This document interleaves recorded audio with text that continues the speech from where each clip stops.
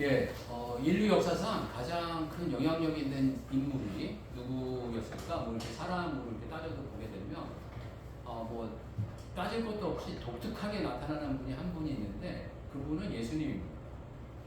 뭐 인류 역사에 뭐 수십억이 이렇게 왔다 가지 않았겠습니까? 뭐 수십억이 아니라 수백억이었을 수도 있겠네요. 저희들이 뭐 인류 역사상 그런 많은 인물들이 왔다가 갔는데, 많은 인물들이 왔다가 가면서 뭐 오래 사신 분도 있고 짧게 사신 분도 있는데, 예수님의 삶은 33세, 그리고 또 많은 이런 공생의 삶이었다고 하면 딱 3년이셨습니다. 3년 만에 인류 역사에 미친 영향력은 뭐 너무나도 큽니다. 너무나도 크고, 지금 뭐 3년이라는 그 짧은 공생애를 사셨는데, 예수님의 탄생과 그 기점으로 저희들이 BC, AD로 나눕니다. 뭐 BC는 Before Christ, 뭐 이렇게 해서 예수님 이전, AD는 아도 도미네, 그래서 예수님 이후 이렇게 표현하고 있습니다. 그러니까 저희들이 뭐 연도가 그때 맞다 틀리다라고 기준을 하지만, 저희들이 보편적으로 쓰는 이 모든 연도도 예수님을 통해서 기준으로 하는 거예요. 예수님을 통해서 기준으로 하고, 예수님을 통해서 이야기를 이렇게 나누는데, 예수님은 근데 인간적인, 인간으로서의 영향력으로서의 어떤 삶이 아니라, 예수님이 본인 자체가 인간의 영역을 넘어가는 분으로 본인을 그렇게 말씀하고 계십니다. 본인 자신이 인간을 넘어가는 분이다. 나는 인간으로서의 사람이 아니다 라고 말씀하시는데, 그러니까 우리가 그분의 삶과 그분의 어떤 가르침, 또 그분이 우리들에게 원하시는 것, 그거를 따라간다는 것 그 자체는 너무나도 영광스럽고 귀한 일이죠. 인간이 반드시 해야 될 일이고, 또 인간이 인간으로서 살아가는 삶의 그 기준과 삶을 넘어갈 수 있는 그런 어떤 축복과 은혜를 누리는 길이 예수님의 말씀을 따라가는 길인데, 그 예수님이 따라가는 이 삶이 우리의 삶 가운데 가장 영광스럽고 축복된 길이다 라는 확신이 저와 여러분들에게 깊이 있게 내려지시기를 주님은 축복합니다. 그러면서 예수님의 삶이 이 성경상에서 이렇게 반복되어지는데요, 복음서 네 군데가 이제 반복되죠. 마태, 마가, 누가, 요한이 예수님의 삶을 집중적으로 이야기하면서 그 짧은 그 3년의 그 삶을 반복하고 계세요. 반복하는데, 뭔가를 반복한다는 거는 어떤 거죠? 중요한 거예요. 대단히 중요한 거예요. 중요한 거는 반복하십니다. 뭔가 이 말씀 속에서도 뭔가 이렇게 반복된다. 자꾸 반복된다. 그러면 대단히 중요한 거예요. 근데 오늘 이 본문 말씀에서도 보니까 제자라는 이 단어, 제자라는 말씀이 반복되어져요. 그리고 오늘도 보게 되면 제자를 부르시고 제자를 통해서 어떠한 일을 하셨다라는 것에 대해서 우리들에게 말씀해 주시는 거예요. 그러니까 이 제자의 삶이라는 것은 우리가 이 땅에 살아가는데 어떻게 살아야 되는가, 어떠한 모습으로 살아야 되는가를 가르쳐 주시는 인생의 어떤 원리예요. 아, 이렇게 살아가는구나 라는 이 원리입니다. 그런데 참 감사하게도 다른 나라들도 다 그런 줄 알았는데, 다른 나라도 다 그런 건 아닌 것 같아요. 특히 무슨 말씀 드리려고 하면, 이 제자에 대한 어떤 마인드와 그릇이 잘 되어 있는 나라가 특히 우리나라예요. 군사부 일체라고 해서 우리는 임금님하고 또 스승님하고 부모님을 같이 두잖아요. 군사부 일체라고 해서 이 임금님하고 부모님하고 이 스승님을 같이 두면서 같이 섬기는 거예요. 그런데 예수님께서 왜 우리들에게 제자를 세우시고 제자로 이렇게 그 제자를 12제자를 세워가시고, 예수님의 사역의 어떤 가장 핵심적인 거 두 가지를 이야기하려면, 첫 번째가 오늘 이 제자 이야기, 제자 사역, 두 번째가 구속 사역이에요. 구속 사역이라는 게 우리를 구원하시려고 한다는 거예요. 우리를 구원하신다는 것을 더 이제 명확하게 이야기하면 천국 보내시려고 한다는 거예요. 천국 시민으로 살게 하려고 하는 거 첫 번째고, 두 번째는 우리가 예수님 만나기 전까지, 천국 가기 전까지 어떻게 살아야 하느냐 라고 묻는다면 제자같이 사는 거예요. 제자같이. 그런데 어떤 면에서 우리가 생각하는 예수님을 고백할 때 스승과 제자로서의 이런 관계가 가장 우리가 주님을 섬기는 관계의 가장 좋은 모델이지만 그거를 넘어서야 됩니다. 그것을 넘어선다는 건 그 이상으로 예수님을 섬겨야 된다. 어떤 면 예수님께서 저번 주에도 계속 그렇게 말씀하셨지만 예수님은 내가 너희의 스승이니라 이렇게 이야기하신 적이 거진 없어요. 맨 마지막에 숨겨두신 다음에 제자들에게 알려주신 말씀이 뭐냐면 나는 너희의 주다. 주인이라는 거예요. 나는 너희의 그리스도다. 구원자라는 거예요. 나는 살아계신 하나님의 아들이다. 이렇게 보여주신 거예요. 예수님이 행하신 모든 기적과 이적은 다 예수님이 주고 예수님이 그리스도이시고 예수님이 하나님의 아들이 되신다는 것을 드러내고 증명하는 과정이었다라고 해도 과언이 아니에요.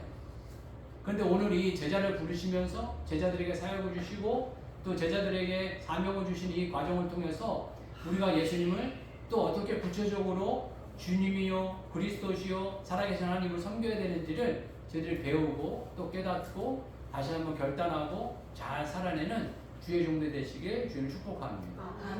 오늘 보면 12제자를 부르셨을 때 저번에도 이게 마가복음 3장에서도 똑같이 12제자를 부르셨는데 뭐라고 표현하시냐면 다 불렀다라고 표현하고 있어요. 불렀다. 부르심을 입은 사람들이 제자라는 거예요. 그러니까 내가 이 교회를 선택했는데요. 제가 예수님 믿기로 결정했는데요. 이게 아니라는 거예요.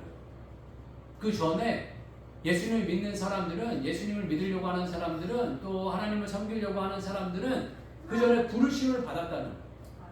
이 12제자만 이렇게 부르셨다는 게 아니라 우리 모든 사람들을 주님께서 다 불러주셨다라는 의미가 있는 거예요.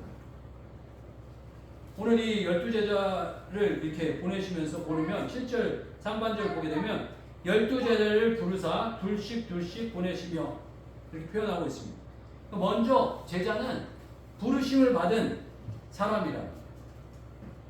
그러니까 한마디로 내가 예수님을 선택한 것이 아니고 예수님이 나를 선택해 주셨다라는 겁니다. 마가복음 1장 17절 보게 되면 예수께서 이르시되 나를 따라오라 내가 너희로 사람을 낳는 어부가 되게 하리라 하시니 라고 하시면서 12제자를 이렇게 부르시는 과정을 보여주고 계세요. 다 이렇게 부르시는 거예요. 부르시는 거예요. 주님의 자녀로 우리를 택하여서 불러주셨다라는 것을 저희들이 기억해 주셨으면 좋겠습니다.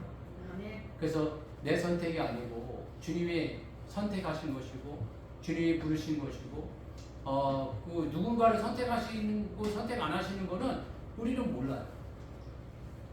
그러나 그분이 결정하신다. 그분이 선택하신다. 라는 고백이 늘 있으시길 바랍니다.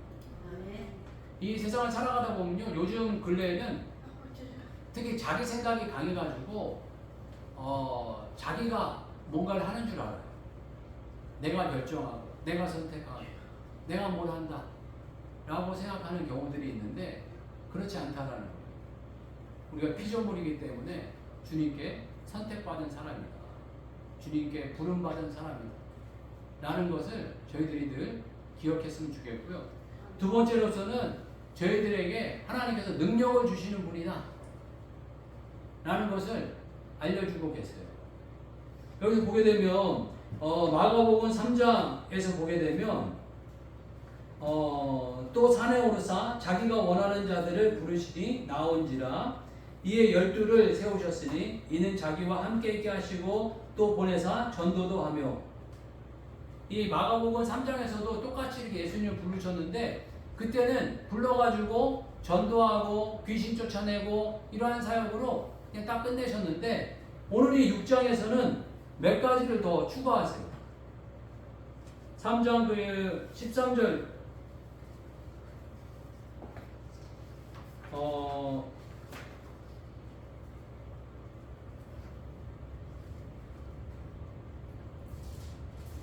그 8절하고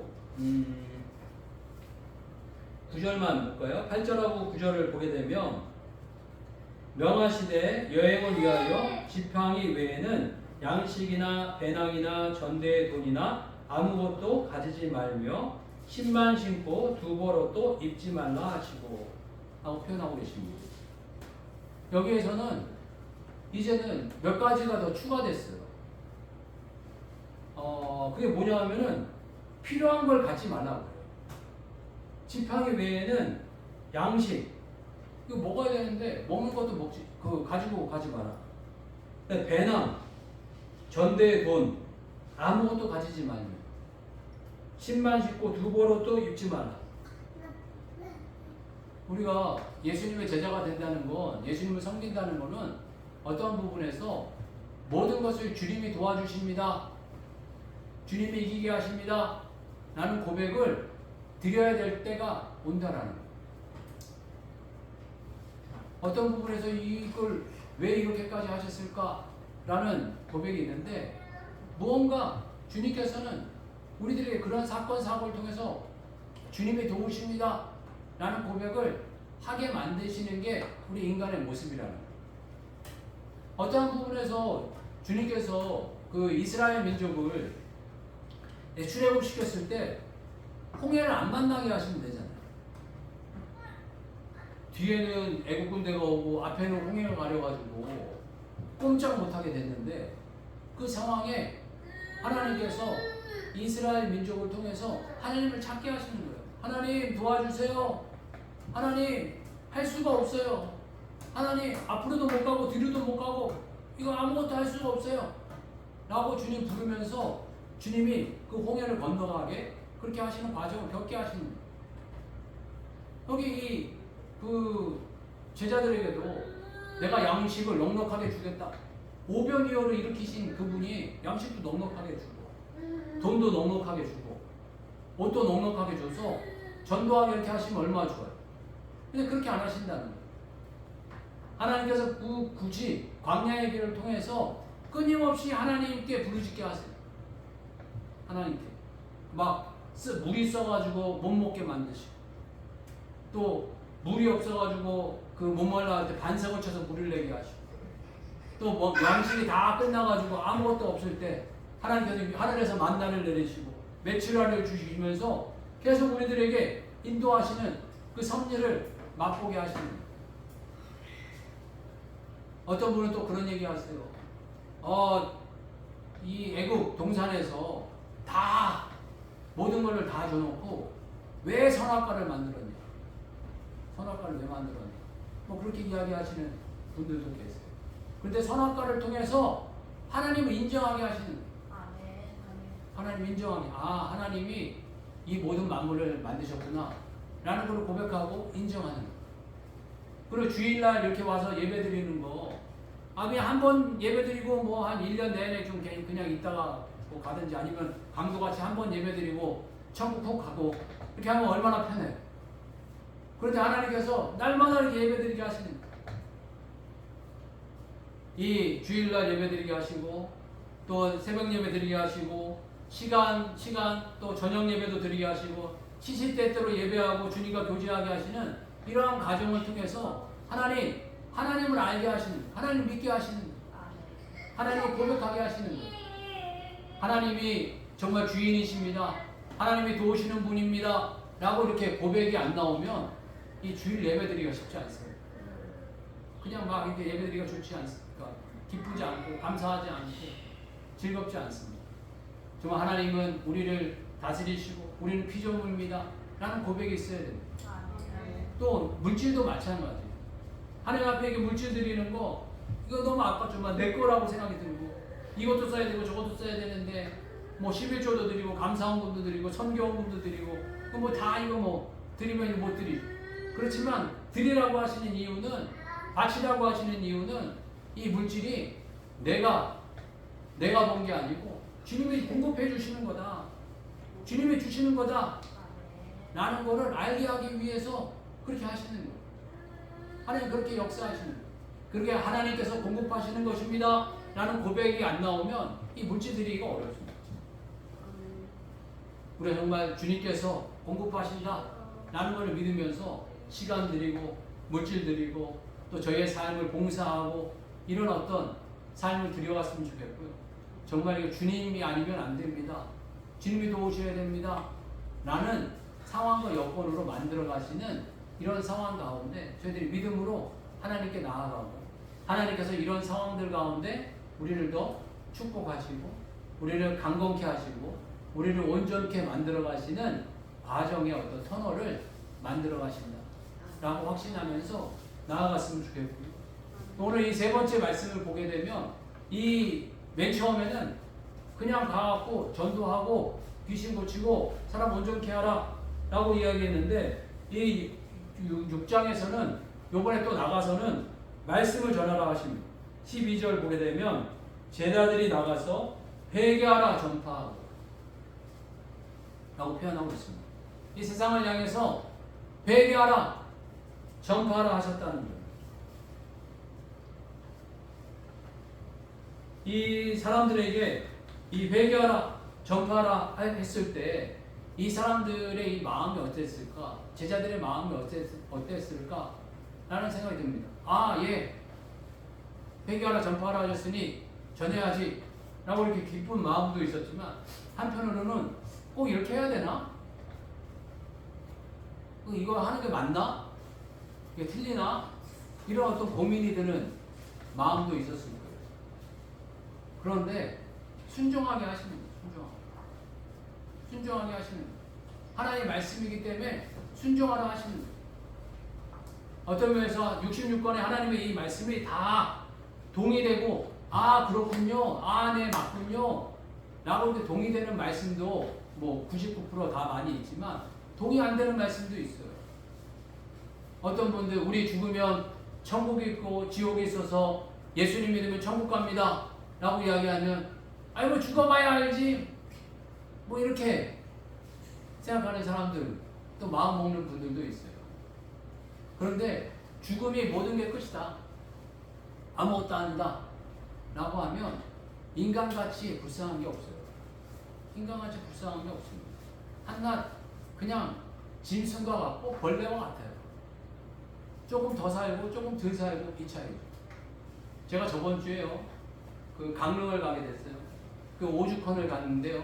오죽헌이 어떤 곳이냐면 그 신사임당이라는 분이 결혼을 하셔가지고 이이라는 분을 낳으셔서 기르신 장소더라고요.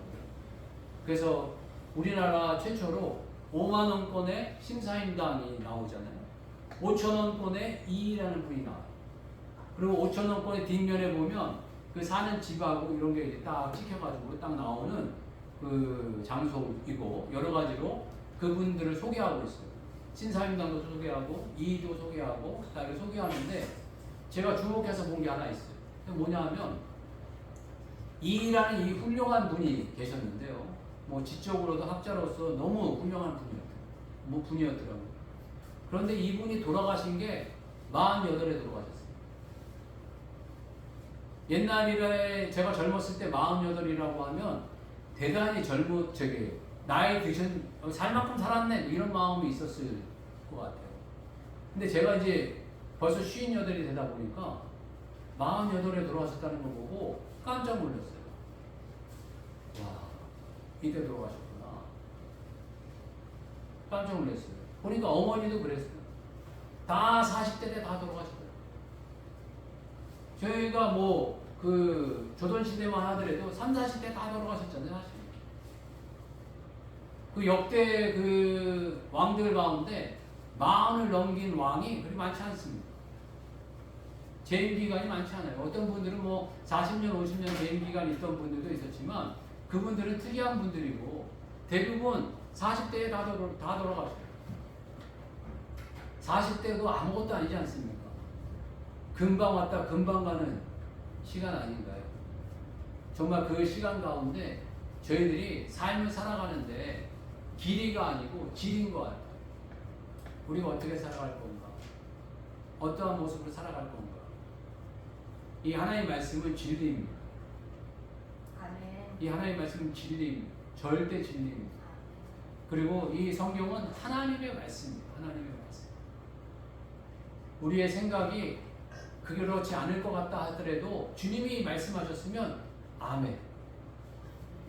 주님이 말씀하셨으면 아멘. 정말 이거 그런 마음이 안 들면 안 돼요. 인류 역사상 가장 영향력 있는 분이 하신 말씀인데 그분의 말씀도 안 믿고 그분의 말씀도 안 따라가면 누구의 말을 믿겠어요? 누구의 말? 이 인류 역사상 가장 영향력 있던 분이 하신 말씀이고 하신 그 약속이신데 그 예수님 말씀을 안 믿고 예수님 말씀을 의심하면 뭘 믿고 뭘 살아가겠나 라는 생각을 갖게 됩니다. 저희들 세상에 어떤 것보다도 참 진리를 믿고 살아갔으면 좋겠고요. 정말 마지막으로 이 말씀 같이 나누면서 같이 마무리했으면 좋겠는데요. 제가 그 같이 이렇게 교제하는 분 가운데 학교 선생님이 계시대요. 학교 선생님이 계셔서 학교에 요즘에 이제 애들이 뭐 이렇게 재미없어하고 뭐 시간을 약간 이렇게 때워야 되는 시간들이 있나 봐요. 그때마다 영화를 보여주는데 아이들이 영화 같은 걸 이렇게 보여주려고 하면 뭐 좋은 거 이런 영화를 보여주려고 하면 다 싫다고 그래요. 그럼 뭐 보여줄까? 그러면 귀신 이야기 들려달라고. 뭐 귀신 담화 뭐 이런 어떤 그 프로그램이 있나 봐요. 그러니까 그 프로그램을 틀어달라고 이구동성으로 이렇게 이야기한다는 거예요. 전 깜짝 놀랐어요. 아, 요즘 시대에 이 개명천지에 귀신 이야기를 전혀 관심 없어 할 줄 알았는데 애들이 어려서부터 그렇게 귀신 이야기에 관심이 있어 한다는 거예요. 그러니까 사람이 벌써 이게 악한 그 영이 있는 거예요. 오늘도 이렇게 본문 말씀 보면 귀신을 쫓아내며 귀신을 쫓아내며 귀신을 쫓아내며 이런 말씀들 많잖아요. 그러니까 이 어두운 세상 가운데 오직 하나님 말씀만이 진리이고 하나님 말씀이 저희들 생각하고는 다른 것 같아 보여도 온전히 주님의 말씀에 순종하고 그분의 말씀을 따라가고 또 그분의 말씀을 증거해가는 주의 종들의 삶이 되시길 주님 축복합니다. 같이 한번 기도하겠습니다. 기도할 때 저희를 제자로 부르시는 모습을 보이면서 우리가 하나님을 어떻게 섬겨야 되는지를 가장 적절한 모습으로 보여주셨습니다. 그런데 우리가 제자로서 주님을 섬기는 것이 아니라 그 이상으로서 주님을 잘 섬겨가도록 주님은 우리를 부르셨고 또 우리를 축복하게 하시고 또 우리의 생각하고 달라도 주님께서 허락하신 말씀이면 충성하고 또 증거해가고 전파해가는 주의 종들의 삶이 되게 해달라고 같이 한번 기도하겠습니다. 주여 한번 외치고 같이 기도하겠습니다. 주여